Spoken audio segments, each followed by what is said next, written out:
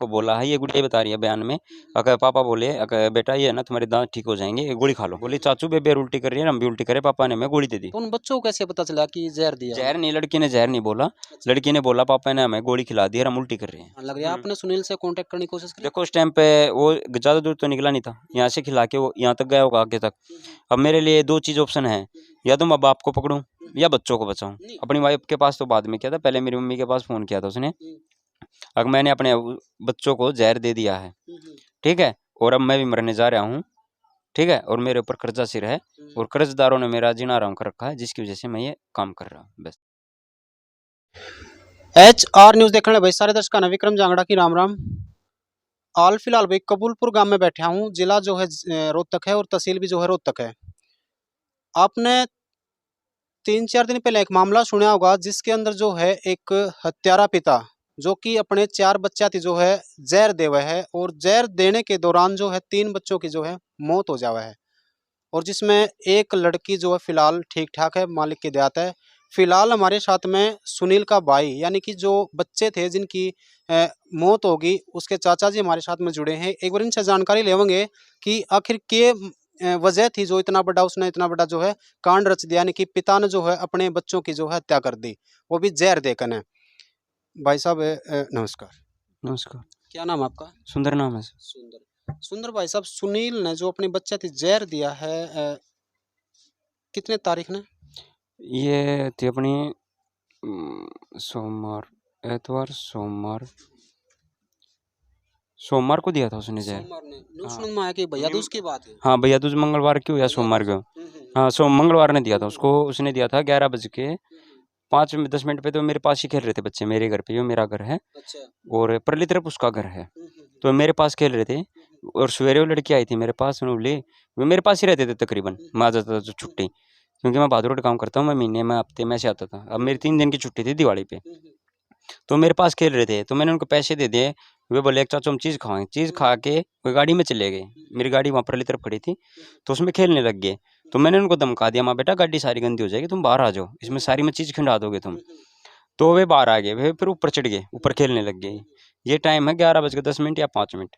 और मेरे को एक जो मेरा दोस्त था उसके पिताजी बोले अगर मेरी एक बार फीस भरवाया ना स्कूल में, यहीं पास में स्कूल है, वहाँ मैं चल पड़ूंगा। माँ गाड़ी में CNG यहीं बैठे बैठे बात कर रहे थे।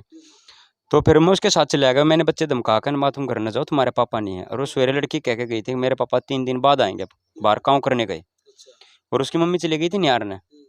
उनकी क्या बात हुई क्या नहीं, बच्चों ने जो मेरे को बताया था, मेरे को तो वही पता, क्योंकि ना मैं उनसे बोलता था ना जाता था, मैं अपने घर से मतलब रखता था। हमें न्यारे हुए 5 से 6 साल हो चुके थे। अच्छा, आप अपने भाई से मतलब बातचीत अलग, हाँ करने? हाँ, बातचीत तो होती थी, वैसे आ जाता था भाई, बात कर लेता था, ऐसे लड़ाई कोई नहीं थी हमारी, ठीक है। पर भी न्यारे हो गए थे, तो मेरे से कभी बात ही नहीं करता था ना, मैं इतनी जरूरत थी मेरे को, क्योंकि मेरे को छुट्टी नहीं थी इतनी थी।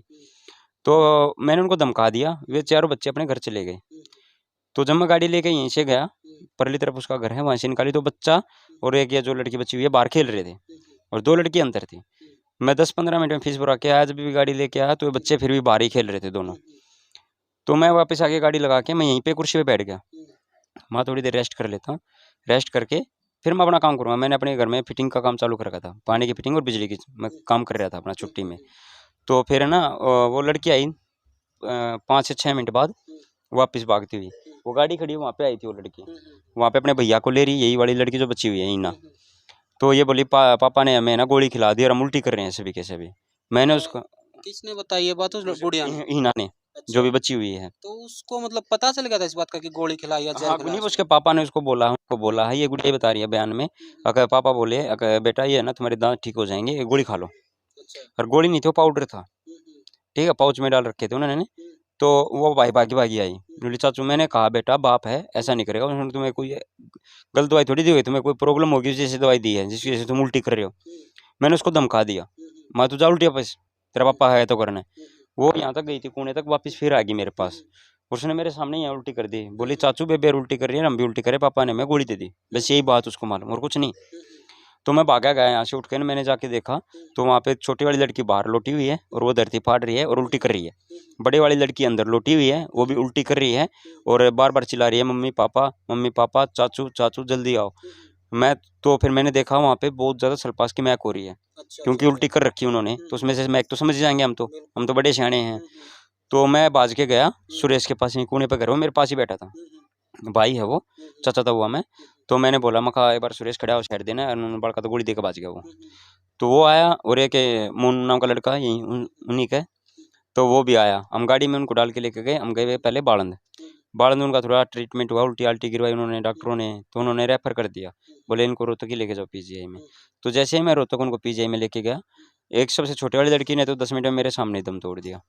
हाँ, वो तो बची ही नहीं है, बच गई बड़े वाली। तो फिर मेरा लगा आध घंटा लगा दिया उन डॉक्टरों ने, भैया कागज तैयार करवा के लाओ, सीरियस केस है, बेशक हो। उन्होंने एडमिट तो कर लिया था, फिर भी उन्होंने बोला भाई कागज तो तैयार करवाने पड़ेंगे। तो मैं जैसे कागज को कुछ करवाने लग गया, तो इतनी देर में बड़ी लड़की ने दम तोड़ दिया। बच गया था लड़का, लड़के को डॉक्टरों ने पहले बोल दिया था कोई चांस नहीं है बचने का। हाँ, बिल्कुल भी 1% भी चांस नहीं है, चाहे कहीं लेके जाओ चाहे मत लेके जाओ। फिर भी हमने सोचा माँ सरकारी है, इससे बेटर तो कोई हॉस्पिटल है ही नहीं। ठीक है, मैं कहा इसमें जो इलाज हो जाएगा, नहीं तो प्राइवेट वाले तो करें या ना करें बराबर बात है। तो उसको वहीं लौटा रखा, और 7:30 जैसे डॉक्टरों ने खूब मेहनत की लड़के पे, पर वो नहीं बच पाया। 1-2 सांस आई उसके अंदर, फिर वो खत्म हो गया। 8 साढ़े 8 बजे लड़के ने भी दम तोड़ दिया। हाँ। मतलब ये जो बच्चे बता, चारों बच्चे यानी हम्म। कि जो बच्ची है गुड़िया वो भी, और टोटल कितनी कितनी उम्र के थे वो? ये सबसे बड़ी लड़की थी 10 साल की, अप्रोक्स तो मेरे को पता नहीं, 1-2 महीना ऊपर नीचे। और उससे जो छोटी है, जो बच्ची हुई है, ये 8 साढ़े 8 साल की मान सकते हैं आप। और उससे छोटी है वो 7.5-7 साल की। ठीक है, और जो लड़का था वो 1 साल 3 महीने का था बस। अभी आपने एक बात बताई थी बीच में कि उस लड़की ने यूं बोला कि पिताजी ने जो है जहर दे दिया, यानी कि गोली दे दी। हाँ, तो उन बच्चों को कैसे पता चला कि जहर दिया? जहर नहीं, लड़की ने जहर नहीं बोला। लड़की ने बोला पापा ने हमें गोली खिला दी और हम उल्टी कर रहे हैं। अच्छा, गोली उसने जो बोला था कि हाँ, दांत ठीक हो जाएंगे। हाँ, दांत ठीक हो जाए, बाप ने बोला अगर दांत ठीक हो जाएंगे और मैं तुम्हें गोली खिला रहा हूँ, गोली खा लो। तो वो गोली थी नहीं, वो पाउडर था। अच्छा, हाँ, वो पाउडर उनके मुंह में डाल दिया उसने, पिताजी ने। तो ये सारी चीज देखने के बाद में इतना कुछ हो लिया, आपने पता भी चल गया कि भाई जो है जहर की सल्फास की जो महक आने लग रही है, आपने सुनील से कांटेक्ट करने की कोशिश की? देखो उस टाइम पे वो ज़्यादा दूर तो निकला नहीं था, यहाँ से खिला के वो यहाँ तक गया होगा आगे तक। अब मेरे लिए 2 चीज़ ऑप्शन है, या तो मैं बाप को पकड़ूं या बच्चों को बचाऊं। नहीं, मैंने बोला कि फोन वगैरह करने की कोशिश करी आपने? फ़ोन देखो मेरे पास तो पहली बात, उसका मेरे पास कोई कॉन्टैक्ट नंबर था नहीं, मैं कभी रखता ही नहीं था उसका, ना वो मेरा रखता था, होगा तो मेरे पास पता नहीं। क्योंकि मेरे को जो भी बात करनी थी अपनी मम्मी से बात करता था मैं, क्योंकि हम अलग रह रहे हैं, वो अलग रह रहा है, इनकी सास बहू की मनती नहीं थी। तो इस वजह से मैंने अलग ही कर दिया, मैं कहा क्यों, और कहते हैं लड़ाई में क्या बड़ा और ज़्यादा नुकसान हो जाए, तो मैंने अपना अलग पोर्शन बना लिया था। तो इस वजह से मेरा उससे कोई वास्ता ही नहीं मैं बात करने का। और ऊपर से मैं बहादुर रहता था, काम करता था वहाँ से, मैं 2 महीने में 3 महीने में, या त्यौहार पे कई बार तो मैं 2-3 दिन लगता भी आ जाता था छुट्टी लेके, या छुट्टी ना लेती तो शाम में आ जाता था, सवेरे चला जाता था, काम है तो मेरे को, और काम नहीं है तो मैं हफ्ते में 10 दिन में 15 दिन में ऐसे आता था। अच्छा, तो उसके बाद में जब आपने मतलब इसकी घरवाली यानी कि आपकी भाभी जी से पता करने की कोशिश करी कि ये वजह उसका है? देखो मैंने उनसे पूछा है, ठीक है, तो उन्होंने बताया ऐसी तो हमारी कोई बात हुई ही नहीं। ठीक है, हाँ, कर्जदार थे, वे ज़्यादा डिप्रेशन डाल रहे थे हमारे ऊपर, बस। अच्छा, हाँ, कर्जा सिर था। हाँ, कर्जा सिर था, और कितना कर्जा सिर है वो मेरे को पता नहीं एक्चुअल।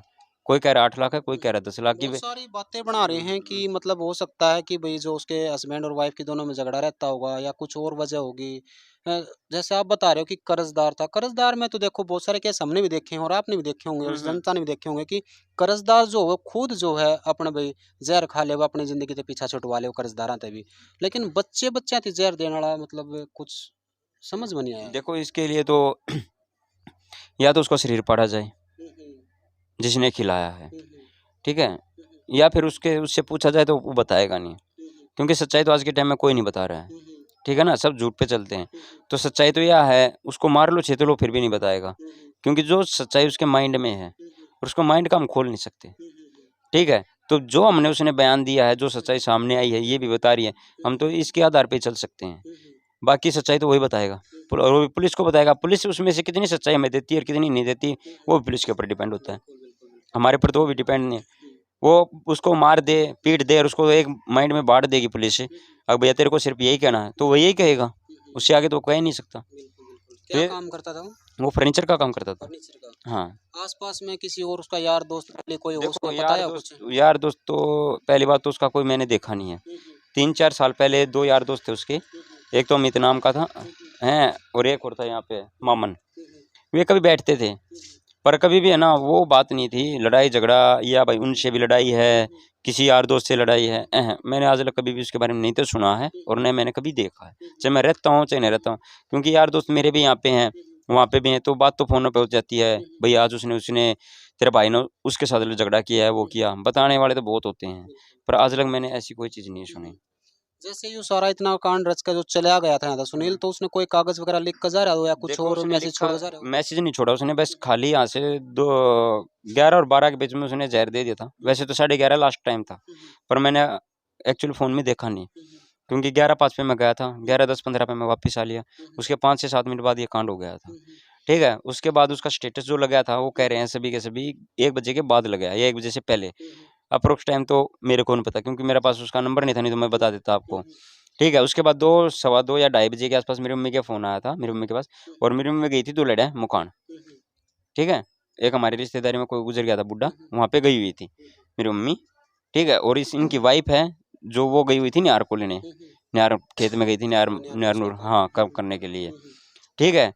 यहाँ पे घर पे कोई नहीं था बच्चों के सिवा और मेरे सिवा, यहाँ पे कोई नहीं था, ठीक है।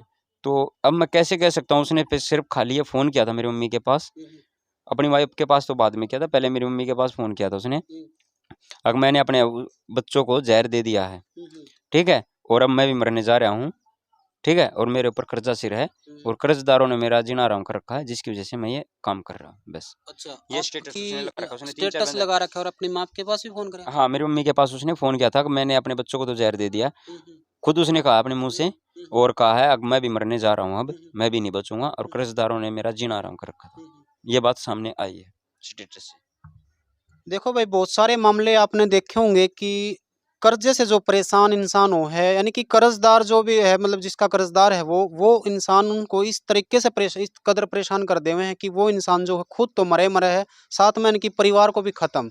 यानी कि फिलहाल जिस घर के अंदर मैं बैठा हूँ, जिस जगह पे मैं बैठा हूँ, इस घर का वो निकाह रखी में नहीं बच रहा है फिलहाल तो। और भगवान की दया तो जो एक बार गुड़िया बच गई, सांस थे उसके बच गई, वह बहुत अच्छी बात है, लेकिन जहर उसने उसको भी दे दिया था। कहीं ना कहीं पता को नहीं कितने ढूंढ उसके जो है सांस घुस रहे थे, जो वो आज ठीक ठाक है, फिलहाल सुरक्षित है। ठीक है भाई। अभी तो मैं मेडिकल में लेके गया था, बस उसके माइंड पे थोड़ा प्रेशर है, क्योंकि उसने सब कुछ अपने सामने देखा था भैया को, फिर हमने झूठ बोल रखी है उसको, थोड़ा माइंड पे प्रेशर है, बाकी वो बिल्कुल नॉर्मल है। तो भाई जितने भी ये जो कर्जा देने ला रहे हैं भाई, क्यों तो हम कर्जा दिया और कर्जा दो हो तो भाई फिर क्यों इतना मतलब परेशान कराया करो। मैं तो सब तक विनती करूं भाई, कर्जा ना लिया करो, कर्जा ना लिया करो। पैसा यानी कि एक ऐसी चीज होगी है जो आज के दिन मतलब किसी पे भी, अगर आपने 10 रुपए ले लिए हैं तो वो उसके 100 बनाए पाओगा, 100 ले लिए तो उसके 1000 बनाए पाओगा, लास्ट में मरना पड़ा है भाई। बहुत सारे मामले आपने ऐसे देखे हैं, फिलहाल इस मामले में भी यह चीज़ है। सुनील का कहना है कि मैं कर्जे से जो परेशान था, इसी वजह से मैंने वो कदम उठाया जो अपने बच्चे की जान ले ली, और बाद में जो खुद भी सुसाइड करने वाला था, लेकिन ऐसा नहीं हो पाया। मोड़ यूँ आ गया कि वो फिलहाल गिरफ्तार है अभी। हाँ उसको 3 दिन के लिए रिमांड पे भेज दिया गया है, ठीक है। और अब वो रिमांड पे से वापस आएगा, रिमांड से पहले, और रिमांड से पहले उसने जो वहाँ पे गवाही दी कोर्ट में, उसका हमारे पास स्टेटस आया है, अखबार में भी आई है, उसमें लिखा गया है कि ये कर्जदारों की वजह से ज़्यादा परेशान था, जिसकी वजह से इसने ये कदम उठाया है। परिवार किस प्रकार की मांग कर रहा है, कि उसको सजा दिलाना चाह रहा है या फिर माफ करना चाह रहा है? देखो इसके बारे में तो मैं तो उसकी वाइफ जाने, ठीक है, हमारे लिए तो बच्चे भगवान का रूप था। मैं ये कह दूँ अब उसको भाई फांसी की सजा दे दो, मेरे कहते तो उसको फांसी भी नहीं होगी, क्योंकि मेरी गवाही तो चलेगी नहीं, ठीक है। नहीं यहाँ पे गांव की गवाही चलेगी, मेन गवाही चलेगी उसकी वाइफ की, और जो उसने वहाँ पे बयान दिया है उसके हिसाब से जो भी कोर्ट फैसला लेती है, जज फैसला लेता है। हम तो चाहते हैं उसको उम्र भर के लिए निपटा दिया जाए वहीं पे, ठीक है। अगर हमारे यहाँ पे फांसी का ऑर्डर है तो उसको फांसी दिला दो, ताकि हम भी जो है सुकून से रह सकें और वो भी थोड़ा सुकून से रह सके। तो वे पूरी की पूरी वीडियो आपने देख ली है और सुनी है सारी बातें कि एक जो कातिल पिता यानी कि अपने बच्चा की जो है उन्हें जान ले ली है। और इसके बारे में आप क्या कुछ कहना चाहोगे? पर कमेंट के जरिए आपने नहीं, रुक जाओ, रहने दो भाई, कमेंट के जरिए आपने जरूर बतानी है। दोस्तों फिलहाल इस अपडेट में इतना ही, फिर से मिलेंगे नए अपडेट के साथ, तब तक के लिए जय हिंद, जय भारत।